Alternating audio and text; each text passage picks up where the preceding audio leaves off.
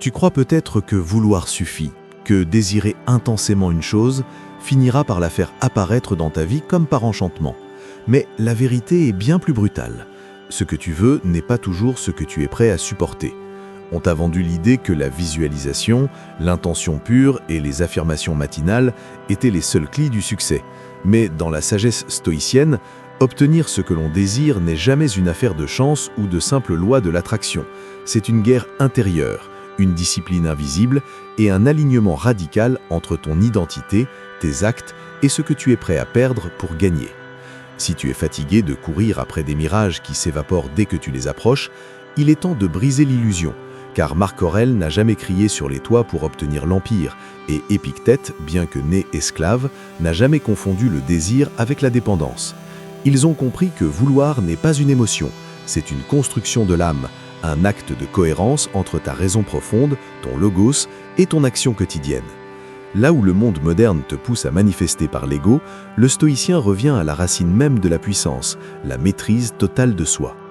Regarde les grands bâtisseurs de l'histoire, ceux qui ont réellement changé la trajectoire de l'humanité, comme Nelson Mandela, Abraham Lincoln ou Thomas Edison.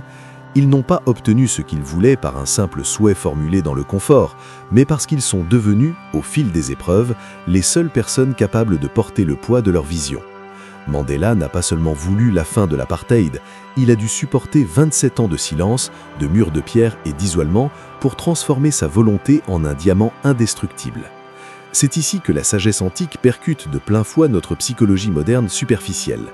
Elle ne cherche pas à manipuler l'extérieur pour obtenir des miettes de confort, mais à transformer l'intérieur pour que tu attires naturellement ce qui correspond à ta stature d'âme. Pose-toi cette question dérangeante qui gratte là où ça fait mal. Est-ce vraiment toi qui veux cet objectif, ou est-ce une voie héritée de tes parents, une blessure d'enfance non guérie ou un mirage façonné par la comparaison incessante sur les réseaux sociaux ? Sénèque expliquait avec une clarté limpide que le problème n'est pas le désir en soi, mais sa source profonde.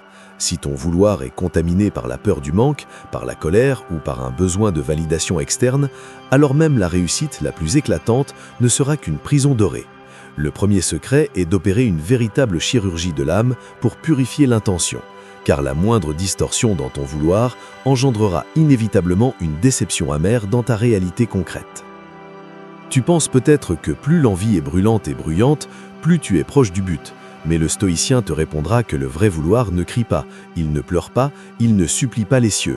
Il agit dans le silence absolu des choix minuscules que personne ne remarque, dans ces moments où tu choisis la discipline alors que tout en toi hurle pour le repos. Vouloir véritablement, c'est décider et redécider chaque jour, même quand l'enthousiasme des débuts s'est évaporé et que le monde entier semble te renvoyer l'image de ton échec. La plupart des gens échouent lamentablement, non pas par manque de talent, mais parce qu'ils sont amoureux de l'idée de réussir tout en étant incapables de supporter la réalité de la construction. Ils veulent la lumière des projecteurs sans jamais accepter de traverser leur propre obscurité. Pourtant, chaque obstacle que tu rencontres, chaque porte qui se ferme, chaque critique qui t'atteint est une bénédiction déguisée, un test de ton engagement réel. Comme le notait Marc Aurèle dans ses Pensées pour moi-même, ce qui fait obstacle à l'action devient l'action. L'épreuve ne vient pas te freiner par méchanceté du destin, elle vient vérifier si tu as la solidité nécessaire pour payer le prix existentiel de ton ambition. Tu veux l'indépendance financière, apprends d'abord à maîtriser tes pulsions de consommation. Tu veux l'influence, prépare-toi à être incompris et calomnié. L'univers fonctionne comme un miroir chirurgical qui reflète ton état intérieur avec une précision terrifiante. Tu n'obtiens pas ce que tu veux, tu obtiens ce que tu es devenu capable d'endurer sans jamais fléchir. Il existe un paradoxe magnifique et contre-intuitif dans cette quête de l'excellence. Tu n'obtiens véritablement les choses qu'au moment exact où tu apprends à y renoncer intérieurement, à ne plus en faire une béquille pour ton identité. L'attachement fébrile, cette crispation mentale que nous avons tous, repousse ce que nous désirons, car il trahit une âme qui se croit incomplète. Regarde l'exemple de Gandhi. Il a ébranlé l'Empire britannique, non pas en s'accrochant désespérément au pouvoir, mais en s'en dépouillant totalement, devenant ainsi insaisissable et invincible. Le stoïcien agit avec une intention de faire, mais sans aucune dépendance émotionnelle au résultat. Il place son vouloir dans la direction du navire, pas dans l'obsession de la date d'arrivée. Si tu rends un résultat spécifique indispensable à ta paix intérieure, tu viens de signer ton acte d'esclavage. En revanche, si tu te recentres sur ta volonté mère, cet axe central qui définit ton intégrité, tu arrêtes de gaspiller ton énergie vitale dans 1000 directions stériles. La dispersion est le grand fléau de notre époque saturée d'informations. On nous bombarde de l'idée que l'on peut être tout et avoir tout en même temps. Mais vouloir tout revient biologiquement et spirituellement à ne rien incarner du tout. Le sage, tel un sculpteur, réduit, tranche et simplifie pour transformer sa volonté éparpillée en un rayon laser capable de percer la réalité la plus dense. Pour transformer ce vouloir vague en autorité naturelle, tu dois impérativement bâtir ton existence sur 3 piliers non négociables: la discipline, la lenteur intentionnelle et le silence. La discipline n'est pas une punition que tu t'infliges, c'est un accord sacré entre toi et ton futur, une structure qui te maintient debout quand tes émotions vacillent.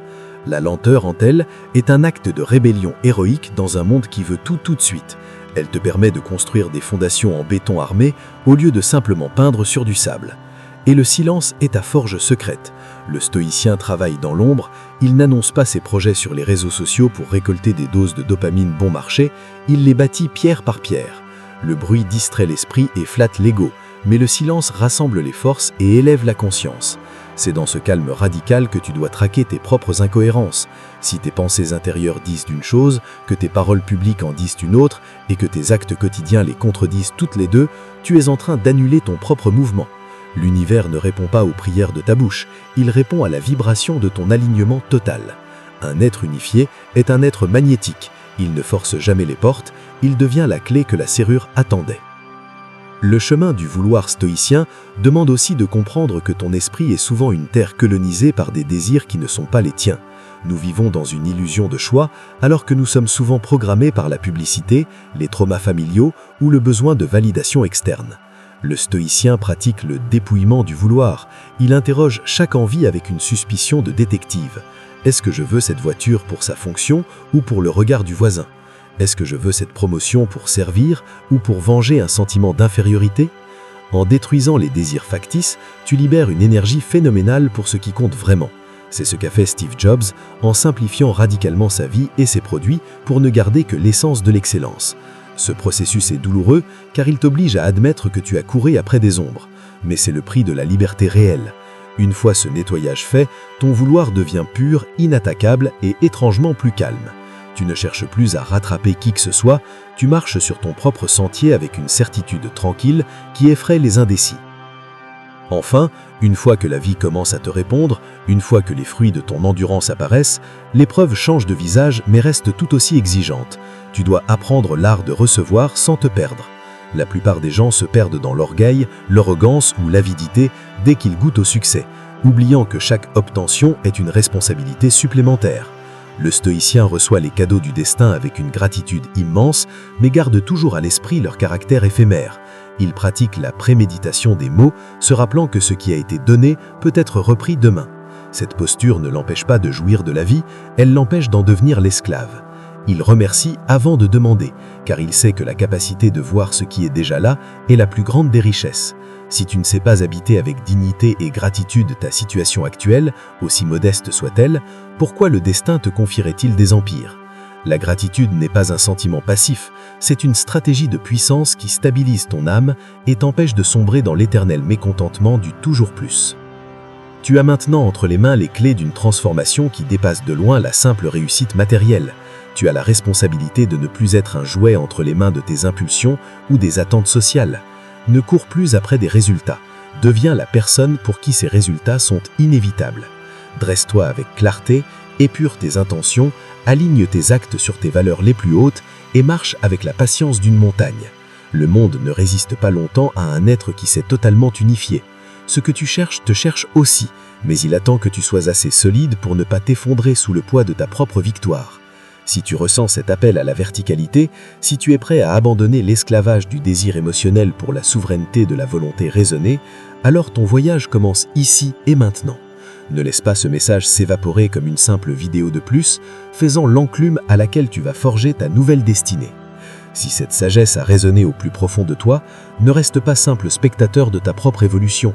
Abonne-toi maintenant pour rejoindre une communauté d'esprit qui refuse la médiocrité.